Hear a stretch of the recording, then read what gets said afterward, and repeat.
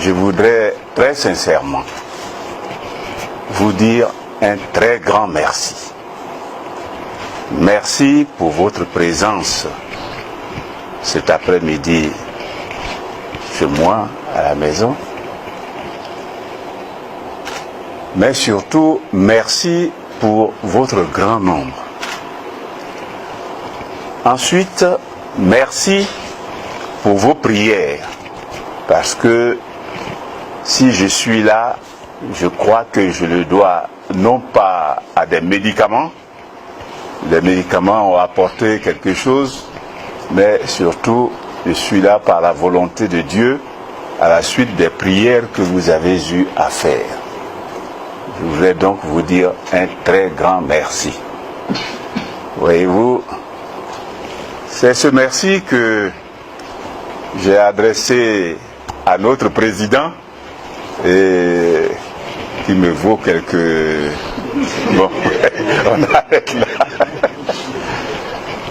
Je vais vous expliquer ce petit passage.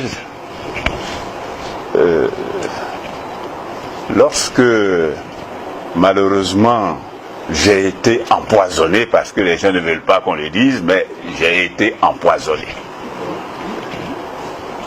Et quand ça s'est passé, j'ai quitté donc la région là-bas et je rentrais. J'ai appelé mon épouse pour la prévenir.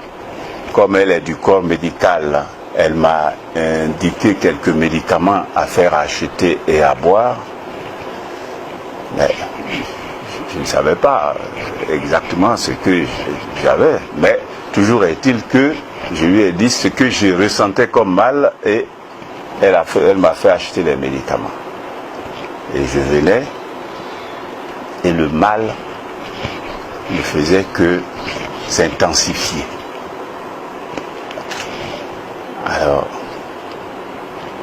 je devais aller pour le bureau politique de Daoukou. Elle m'a dit, non, tu ne pourras pas, tel que tu décris ton mal là, il vaut mieux que tu viennes.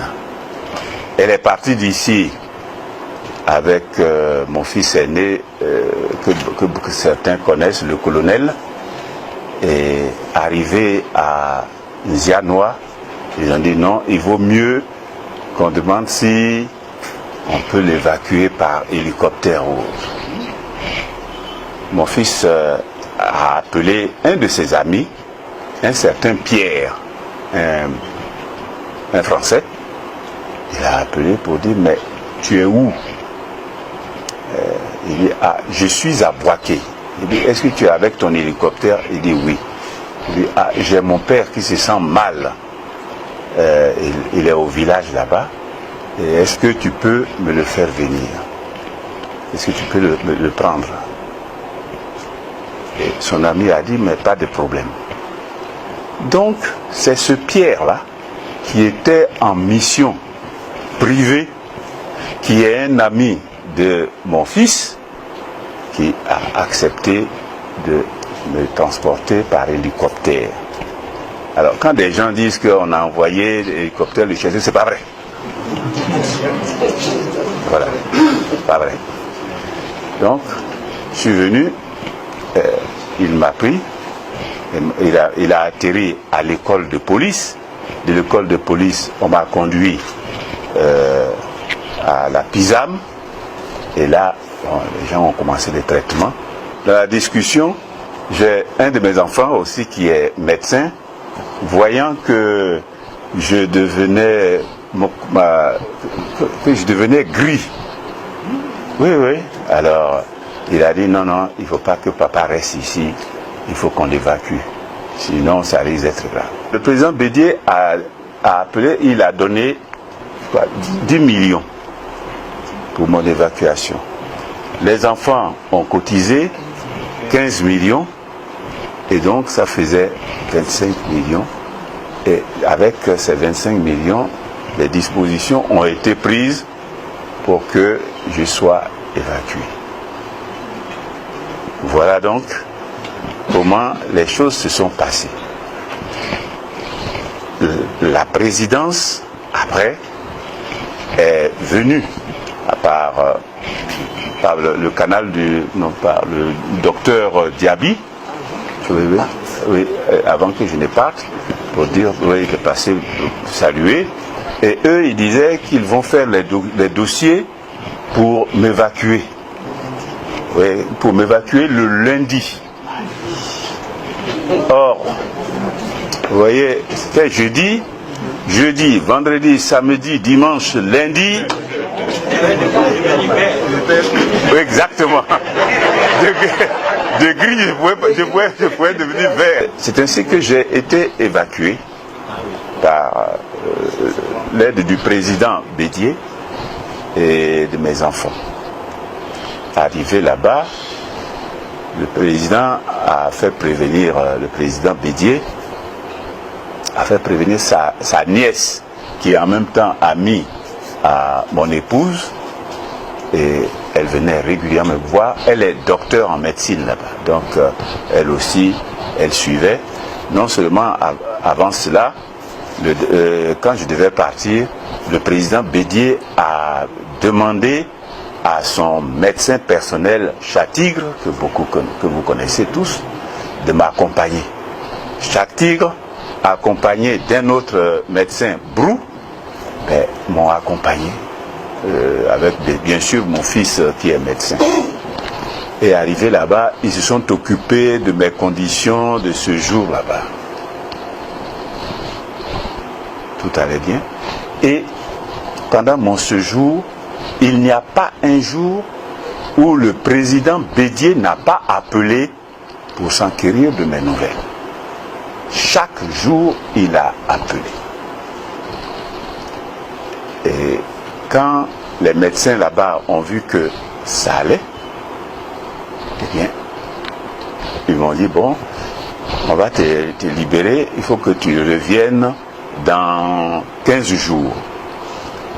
Et donc, je suis allé de là, j'ai été hébergé par la nièce du président Bédié. Certains la connaissent, c'est Madame Aïe Tano Laure. Et donc, j'étais chez elle, et là, chaque jour, le président Bédié appelait pour avoir de mes nouvelles. Jusqu'à ce que, bon, je revienne. Bon, je suis revenu avec ce que je viens de vous dire.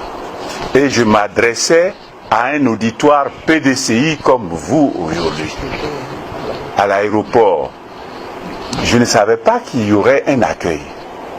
Mais comme j'avais dit au président que je venais, il a donné des instructions au secrétaire exécutif en chef, et il a prévenu un certain nombre de militants, un certain nombre, disons, de cadres des instances. Et ils étaient nombreux à l'aéroport. Ils m'ont accueilli.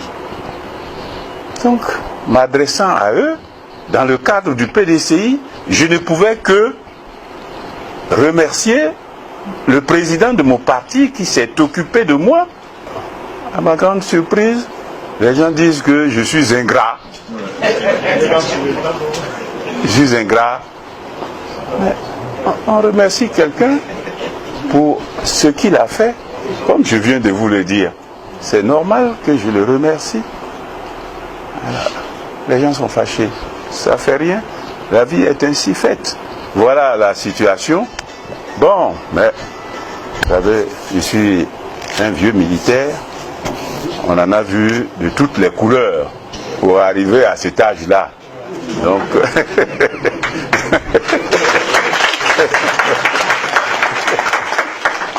donc, je considère que, bon, que ce n'est rien. Les gens peuvent raconter ce qu'ils veulent, ce n'est pas grave. En tout cas, ce que je peux dire, c'est que Dieu a mis sa main dans cette affaire pour que je puisse revenir.